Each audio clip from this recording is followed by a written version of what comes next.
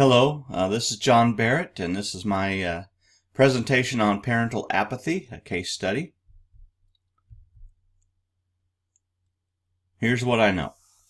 The principal is Mrs. Rose's boss, and she cannot go over his head or do anything without his consent. The principal's attitude is pessimistic based on his past experience dealing with parents and phone calls. I know that a meeting was set up with invitations to parents, which were handed out to students to be brought home. And I also know that that meeting was scheduled and 8 parents showed up at the meeting. And that the principal was not really very interested in continuing the meeting with that few parents. Here's some things I need to know. What kinds of issues are going on that there is renewed interest in getting parental involvement?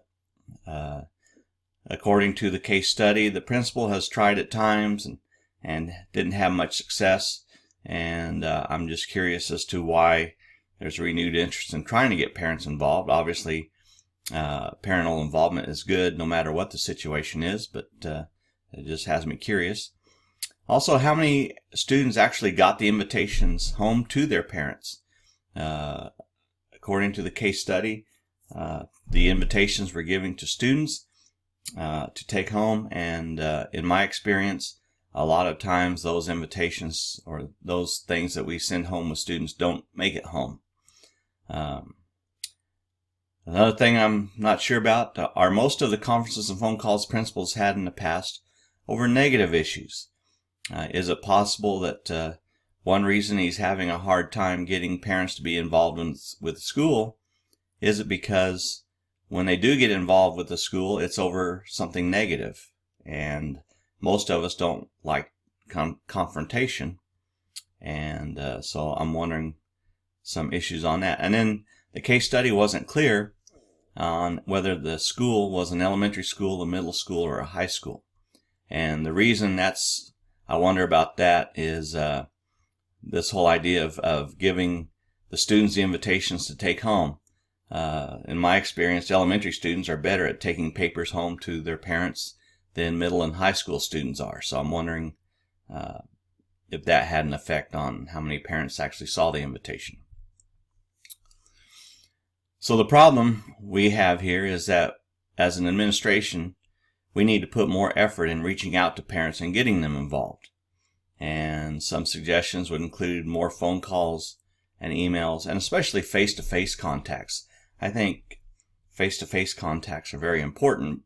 And, when we have school activities, now I'm coming from a high school vantage point, and when we have ball games and things where parents are attending, that's a prime opportunity to make contacts with parents and just talk to them about their students and the activity that's going on, and just kind of make that interpersonal connection with them. So my plan of action is I would, if I were Mrs. Rose, go ahead with the meeting despite having only 8 parents. Hey, it's a start. And I would encourage those parents to recruit their friends and other parents to come to future meetings, set a date for a second meeting, and then make personal phone calls to parents to invite them to the second meeting. Don't just rely on students taking home a written invitation. And also I would try to work to make sure that we are reaching out on a regular basis with positive contacts. I would encourage our teachers to contact parents when students do something especially well. And as an assistant principal, I would also like to recognize parents for positive things, recognize students for positive things and let their parents know. And including invitations to get involved in other aspects of the school, not just meeting for a parent-teacher organization or something like that, but to volunteer, to read to an elementary school classroom, or to be a cafeteria supervisor, or whatever capacity. Just try to get more volunteer work and more community involvement in the school. To promote the success of all students, I think we should work to get a cross-section of parents including all ethnic groups and socioeconomic levels. At the school I teach at, about a third of our students are Hispanic, and we are very underrepresented in Hispanic parents being involved with the school. And so I think we should work harder to get more of those involved, and also making sure that all socioeconomic levels are involved. Not just business owners, but also the people who, working class people. And in order to do that, we have to have a schedule that fits their needs. I would work on getting the parents of the problem students involved. I'm assuming that the principal, if his interactions with parents are in parent conferences and in phone calls and things like that, they're over problems that students have been involved in. Well, let's maybe get their parents involved in being positive, and obviously the parents have a negative feeling about the school. Let's let the parents see how the school works and get them involved on a voluntary basis if we can. And again, 8 parents is a start. I work at a small rural school. If we had a community meeting with 8 parents, we would consider that a success. So work to continue to expand the list.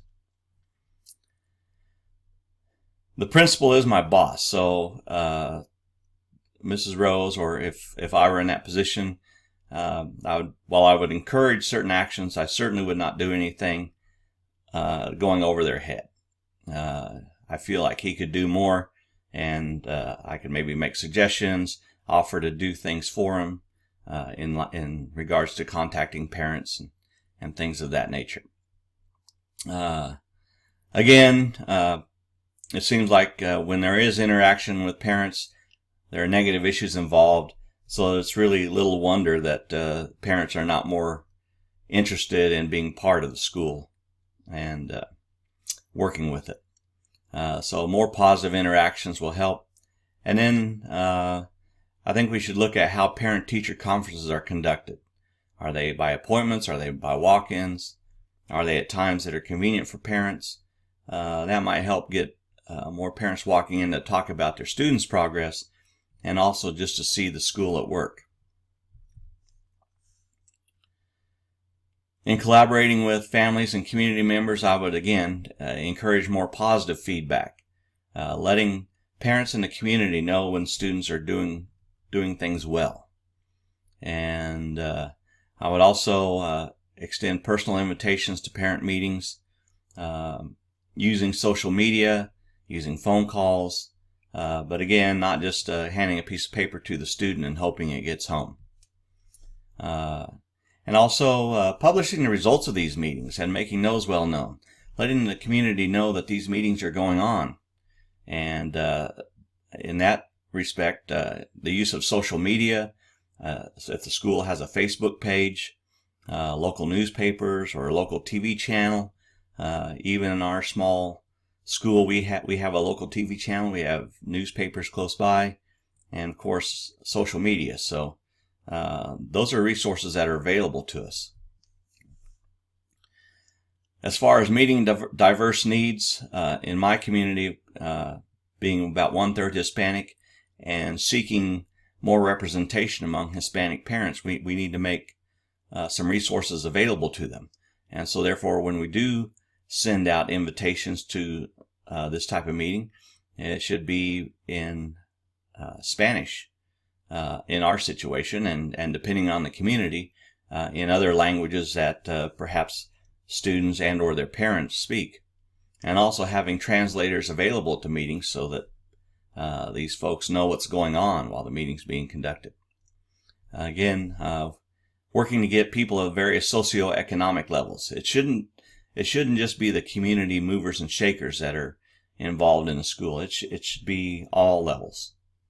And also making sure that we schedule any such parental meetings at times that are convenient for the parents. So that means they would be after hours, avoiding conflicts with other school activities, and certainly not on Wednesday night, because Wednesday night is church night, and so we would lose a big portion of our parents if we schedule something on a Wednesday night. And using community resources, again, local media, it's available to everyone now. Social media, Facebook, our local TV channel, local newspapers. In our town, we have various locations around the town that are community bulletin boards that people hang up notices and signs and things like that. We could post notices on those bulletin boards. And also we have electronic signs posted outside our school along the highways to spread information about the school, so we could have those reflect that message. Also, our school website could spread that information. And so that's just some ideas I have about the case study that we had. I do believe parental involvement is important, and in my experience, you'll have a lot of schools and administrators and teachers say that, but it seems like we don't always do enough to make that happen. And we have to understand that we're the professionals in this situation, and it's up to us to reach out. We can't just send a notice home with students and open the doors and expect people to come flooding in. We need to actively seek to get these people to come and help and to be a part of our school, because educating their students it's not just the school's job. It's a partnership between the school, the parents, and the rest of the community. So that's my presentation. Thank you very much for watching.